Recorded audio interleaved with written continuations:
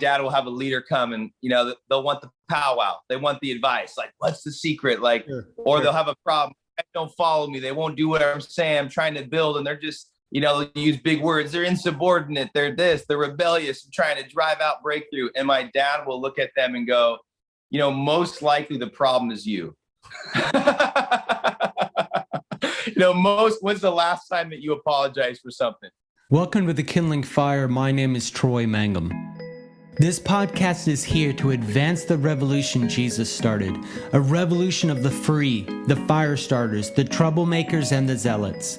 I interview people who I think are awesome, who have heard that revolutionary call and are going after Jesus with their whole heart. If you listen to this show and join our community, I know God is going to speak to you. I believe God wants to change the world through you, through your unique gifts and talents He's given you. This podcast is here to be a voice of encouragement in your life, a voice that says, with God you can, and with God you will. Let's get rolling. Today on the Kindling Fire, I have the exciting privilege to have Brian Brennt and his son Nick on the show. Guys, thanks for coming on. Oh, we're so excited to be here. Come on. Go. So you guys, if you know anything about circuit riders, if you don't, you need to. So circuit riders is an amazing movement out of Southern California that is affecting college campuses all around the nation.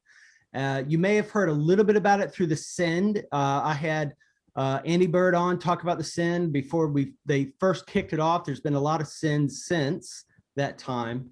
And I'm just so excited to have you guys on. We're going to be talking about an important topic about leadership and youth movements.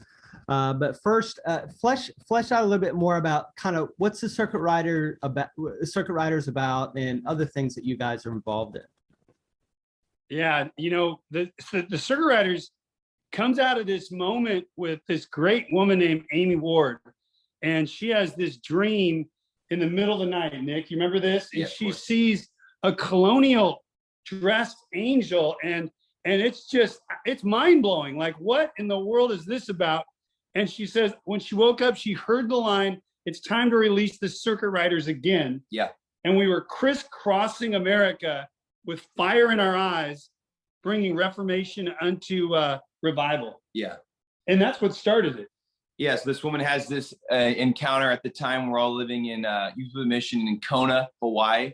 Yeah. And the kind of DNA of YWAM is to do training schools. So we thought, all right, let's do the word and do a training school, and we'll call it the School of Circuit Riders.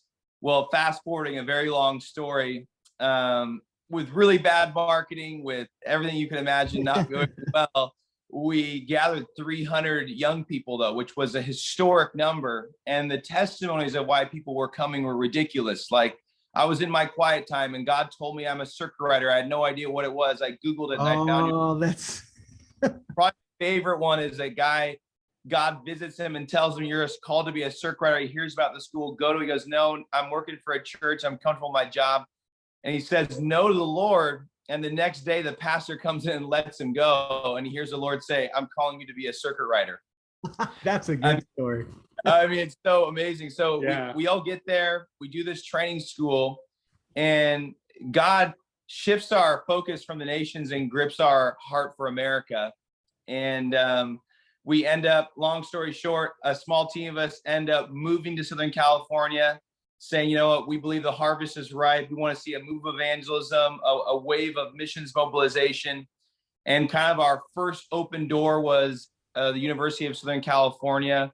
We did an evangelistic gathering there. It exploded. And really just through grassroots student connection, this college movement began while we kept doing these training schools around America. And so now today we have about almost 200 full-time staff here. True. Yep. And we're doing stuff on a few hundred universities across America. And it's just crazy. There's too much to talk about, but the story is really a God thing, has nothing to do with like a strategy we made up. None of this was on a vision. 100%. Yeah. So, and God has just done one miracle after another. True. So I had Amy on. So she was great to have on. And I've had who's the guy that pumps iron? He's respect. I had Blake on, so I've had I pretty much have had all the players on the show except for you guys. And so I'm kind of very familiar. I've promoted as much as I could because, when you see the fingerprint of God, you're just like the fingerprint of God. Guys, get behind it, be involved in it, send your kids to it. So I've kind of been the silent voice in the background, very much champion, very excited about, just what God is doing. Because I got saved out of a college revival.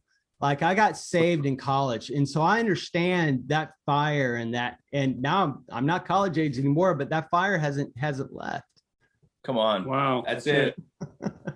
So let's talk about this for a minute. So Brian, you've got a history of doing college ministry or some time up in Washington, I believe, before the circuit rider thing kind of came to be. And here's the specifics that I want to talk about is a little bit of your viewpoint of sort of old and new leadership models that you've seen that God is breathing on now, and kind of contrasting to maybe what God was doing in the past.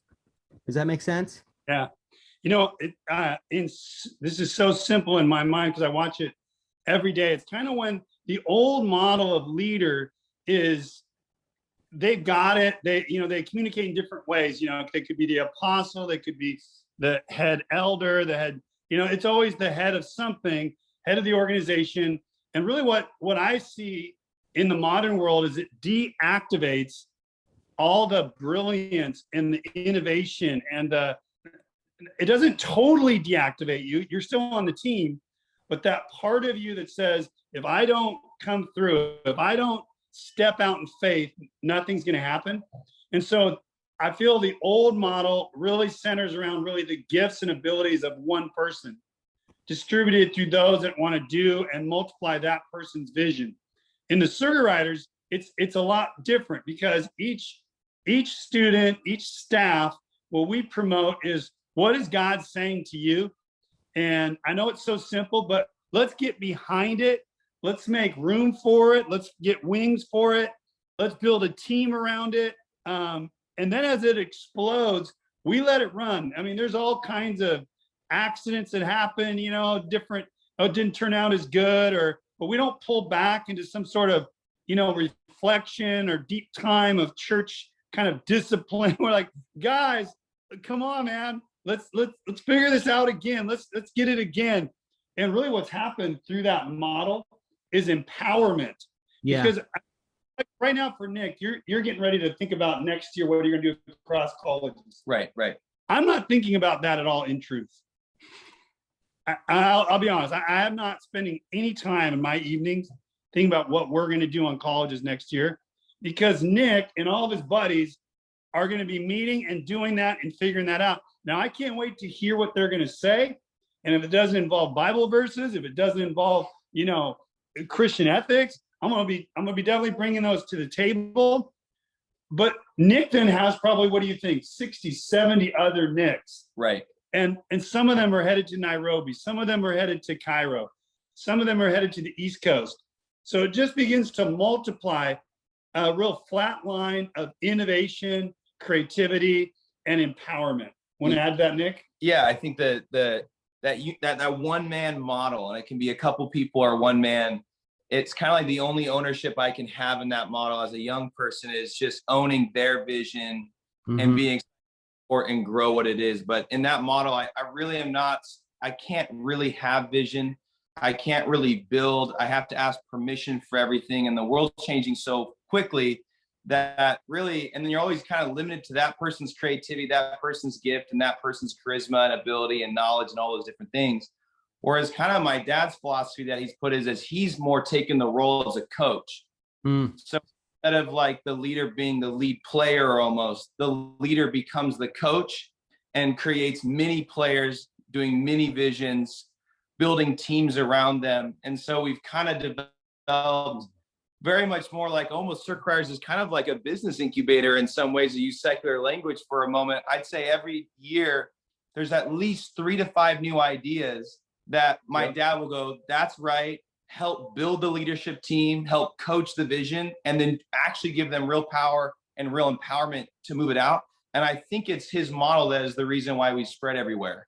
I think that most people from that other system, in fact, they're always uncomfortable with how much risk and empowerment my dad operates every single crazy. So I heard Lauren Cunningham say in Kona, he said you can either build leaders or protect your reputation. Wow. But you can't do both, right? And he felt like the Lord kind of confronted him and some missteps that were made in YWAM. And the Lord was like, do you want to build leaders or do you want to protect your reputation and in doing it right or whatever? And he was like, Lord, I want to build leaders. And, and that's, so, I know we have a mutual affection for Lauren Cunningham. I think he's amazing. And he's had so much fruit. I think the thing I want to talk about now is that sort of like, okay, awesome. Does everything go perfectly? I doubt it, but I'm going to ask, like, what do you do when the wheels fall off, right? Or people morally get out of whack, or just things go kind of sideways. Like what's you guys been experiencing, kind of like how does that look? I think the big thing we emphasize is one little simple thing is, guys, we might be good at ministry. We might not be good at ministry. Things are going to blow up. Or number two, there's going to be moments along the way where we're going to act in real immaturity. We're always pull over the car. We're going to work on our relationship with Jesus and our friendships with each other. And that will always prioritize ministry success or some sort of ministry breakthrough. So we set an expectation that there's going to be mistakes. Guys are going to fall off the wagon, but we're going to be waiting for them when they fall off the wagon. We're not going to boot them out, but we're going to bring restoration and walk with them. And I think what that's done, Nick, is it's taken the performance out. Yeah. Because, I mean, we've had the craziest things happen that are really no big deal. I remember sometimes, it could be a college trip, you'll tell me this guy is talking too much or humming in the car or driving his roommates insane. And it's just garden variety young people stuff. But if it gets into something deeper, we just have a view of like, we want to see you in the next 50 years running for Jesus. So forget the ministry. Let's run together for the next year. Let's get this right. You might not want to do ministry with us after that year. You might want to be a businessman. You might want to do something else, but let's keep ourselves close to Christ. And I think that's the grace side of it. So it deals with sin, Nick. Yeah. I think my dad emphasizes it's like 3 layers, almost like culture, relationships, and the vision is the last one. And so very influenced by, my parents' convictions and people like Joy Dawson from, why I went classic line, if you don't live a message, you live your message, you have no message. So my dad's emphasis of culture kind of becomes that guiding principle of like, well, whatever I'm doing, does this really fit our values? And is this our culture? And then 2 is that we're willing, and everyone knows it in our community, that we're willing to stop the car and stop having success if people are getting hurt or people aren't doing well, or if someone needs breakthrough. And then lastly, the vision comes last in terms of like the ministry success. And we don't really put a big pressure on like, you need to hit these markers or these goals, or we want to be here, or this is our growth marks. We actually never talk about that stuff. And by focusing on the culture of relationship, we've actually blown away our private expectations in the vision category, because the leaders are healthier longer and people are having fun doing what they're doing. And because they're having fun, they're working harder, they're putting more effort into it. And so I think it's that kind of system of focus that really, in all honesty, while we have had some blowups for sure in discipleship, we haven't had any like the train went off the tracks. Yeah. So to me, it's like the way you guys have it structured. So, because I think what I've seen and probably felt is that when vision is in the front, even mission, like the mission, the call, the higher call is in front. Sometimes based on the results, if it's very results oriented, you can get that you get this hidden nature it's sort of like, I want to look good, but I'm not good. I'm not good. Like, I want to look the part. I want to do the thing. But internally, I'm actually struggling, which really means, quote, I'm failing. And nobody kind of knows it, because it would be like, well, you're corrupting the mission, or you're impacting the mission, or whatever, or the vision. And where it sounds like you guys are like, no, like, God cares about a person. And if that person, gets free, whole, healthy, then all the fruit, you get a lifetime of fruit out of that person's life. Yes. Whereas if you just want to be like, run and gun, 2 years really hard, left on the side of the road, hey, good luck to you. I hope that you get help with that. Does that make sense? That's actually real. Yeah, it happens all the time. Real. Yeah. And so, man, that is so good. So I think that another type of question I want to talk about is like that culture when it hits against churches, because churches can have all kinds of cultures, right? They can have circuit rider kind of cultures. They can have top-down cultures. Like, how do you guys like honor and interact with the churches? I guess that would be my question.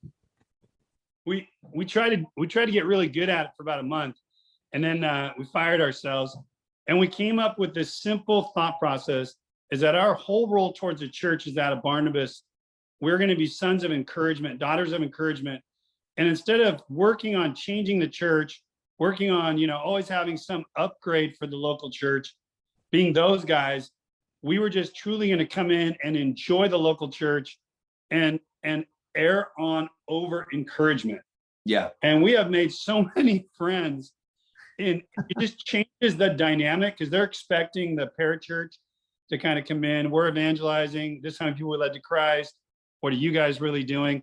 All of that. And then we just come in, and it's kind of a way we think about pastors as heroes, and as pastors of those that have the hardest jobs on the earth in many ways. They're giving their very lives, their guts. They're just pouring out. Now we know there's a few bad apples in every industry, but by and large, that's what we find. And it's amazing the friendships, in the thousands, that have developed just through becoming, all we do is encourage.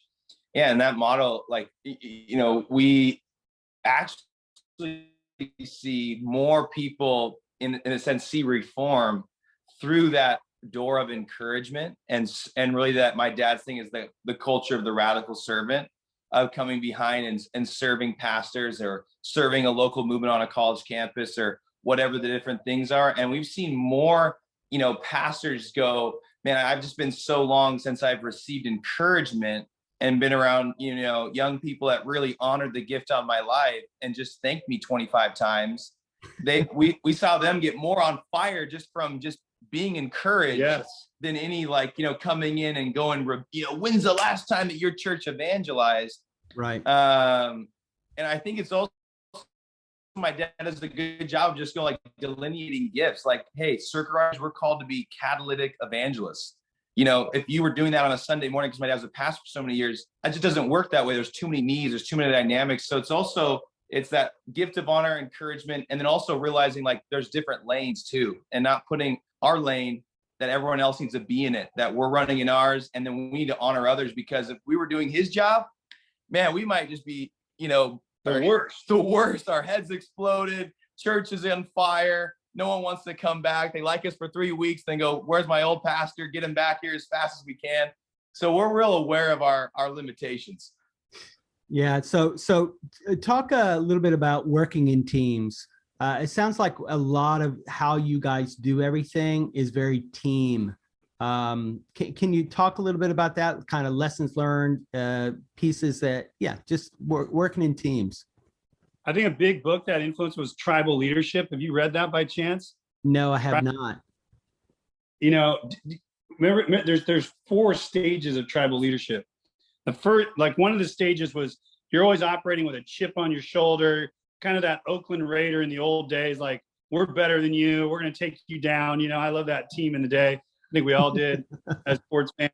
And then That's level 3. That's level 3. Yeah. You want to hit level 4? Yes. And then level 4 is, we're skipping a few of them, but is level 3 is I'm great and you're not. Level 4 is we're great and you're not. And then level 5 is basically what they call like innocent wonder. And so the goal set of the book is that you want to be a team that isn't with you want to be a team that's not competing with other organizations or people, but you want to have like a big picture. So like, for example, they give a hospital as an example, they're competing against cancer. So we as a hospital are great and that disease is bad and we're warring against that. Yep. Not like the neighboring hospital want to, be better than them. And then that 5 is when you kind of lose your sense of like that you're in a competitive world or trying to have success and you just get caught in the moment you get kind of caught in inspiration. So a lot of our team, we really emphasize collaboration, and we emphasize that if we're really going to impact these huge vision pieces, there's no way that we're going to do it by ourselves. And we boot that competition out with like, we're trying to beat fill in the blank ministry, or we're trying to be the best college movement. We're just trying to hit at 95% or to 98% of a college campus is unsaved. That's our enemy, is that the odds are against us, and we need to see revival in this generation. So if we want to see that, we have to band together in uncommon collaboration to hit that and to win, if that makes sense. No, that makes sense. Hey, so this is a question for you, Brian. So how have you or others that are sort of an older generation created an approachable environment around you? Yeah, there's kind of 3 things I try to do and live. Is I really try to never take, this is so simple, but I just don't take myself that serious. And so it creates a culture of approachability. If you see me, you think, oh, is Brian going to want to talk about the send? And I never talk about the send. I want to talk about you and what you're doing and what God's telling you. So it's just not taking what I'm doing as the priority, but others makes approachability. 2, I try to do as much stuff as I can around food. I know that's so simple, but we have so many meals, so many snacks, so many parties, celebrations. So real attitude of celebration draws us together in terms of approachability. And then 3, I've always told the crew here, like, as soon as I know I've screwed up, I'm going to come straight to you guys and I'm going to tell you. And so I invite a lot of input. And then when I realized, man, guys, this is a funny story, but when the send came out, the first couple months of the very beginning of the send, I had this thought. I go, man, this is the first time I'm ever going to be on a poster. This is cool. And then about 2 weeks later, I go, man, that's the very thing that I used to tell other people that wasn't important. But I actually think in my dark side that this is actually really cool. And so I went before this, I gathered the whole crew and I said, hey guys, there's no difference between me and these other guys. I wanted the exact same thing when it was given to me, and we all had a good laugh. I repented. I took myself off the poster from there on out. I said, don't trust me. Before you know it, I'm going to have a gold watch on and a crazy Mercedes Benz. And, of course that's not true, but we just had fun with it. And they see that I'm a normal sinner saved by grace. And that brings the approachability and fun. They would say, I think Nick would say, he'll say, man, why is that guy always so joyful? Oh yeah. Yeah. My dad outcompetes everybody in joy. 100%. You know what? Hey, that is an awesome thing to win at. Always got joy, and it's true. And you know what? I've seen him do it so many times in front of so many young people and own so many things that even like I didn't think he needed to own, but he just wanted to do it. And it has built a culture of family and friendship here where people like really just trust my dad because they know that even if it's a small thing, he's going to come back and he's going to make it right with everybody. So I want to show you something real quick. Okay. You see this? Fatherhood face plants. Oh, I love it. I just released this book, and okay. Look, this book is about me screwing up. But it's like not a great character in this book. God is so great in this book. Like God is the hero. I kind of like here's my warts, here's some stuff that I regret. So I mean I showed this title, like every guy that I've met, they're like dads, they're like, yes, I love that title. I do. I love that title. That is cool. That thing's gonna sell out. Yeah, I can't tell you how many times my dad will have a leader come and, they'll want the powwow. They want the advice. Like, what's the secret? Like, they'll have a problem. Don't follow me. They won't do what I'm saying. I'm trying to build. And they're just, they'll use big words. They're insubordinate. They're this, they're rebellious and trying to drive out breakthrough. And my dad will look at them and go, most likely the problem is you. When's the last time that you apologized for something? With him, and he does it with, somehow my dad's this thing where he gets you to laugh and he gets you to do it with joy, but he really leads that culture so well. Man, that's so good. On Amazon? Yeah, man. Fatherhood Faceplants. I'm not promoting it, but I just thought, dude, man, I just released it, and I think you would. We need more books like this, man. Hey, is it on your site? Because I want to post that on my site. I got so many dads that will want that book all around the country. I'll send you something. But yeah, because because every dad knows, right? And I think I want to end with this, Nick. And you've kind of talked about it, but I mean, even though your dad might be like, hey, Dad, you really don't have to share that, like. But I mean, what has your response been when your dad has kind of, I guess, been vulnerable or been honest? I mean, for me, I just honestly just gives more respect every single time. I mean, it just sets the bar, honestly. I think truly, like, in the guys that have been here the longest, that they've been around my dad more. He has more time to pour into. I mean, just to be straight up, my dad's my hero, my best friend. And I think all the guys, we just have such a loyalty to my dad, because we see that, like, this is what we imagine, Jesus would live like as a leader. And everyone that's here, the lines that are said all the time is like, all right, are we all in? Then we'll do the vision. Like you feel like this is good, like, then we'll do the vision more. We're more relational. Like, if we're all in, all right, let's do it. Like, this is so scary, but if we're all in, let's go for it. And I think more than anything, it trickles down. So, I mean, just yesterday, I was leading our whole creative team, and we just, there was like 3 great areas of feedback where I'm like, oh man, there's nobody but to blame than me on that. Yeah. And so then I go, well, Dad's doing it, I got to own my stuff too. And it trickles down to the guy who's leading the video department. He just had a moment and he had to go, and guys, I'm sorry, I don't communicate very well. So it trickles down. Yeah. And it just creates and I think the last thing I'll say on this is my dad we have this culture of joyful repentance. And so it's not about, really like, guys, I've just failed, like sackcloth and ashes.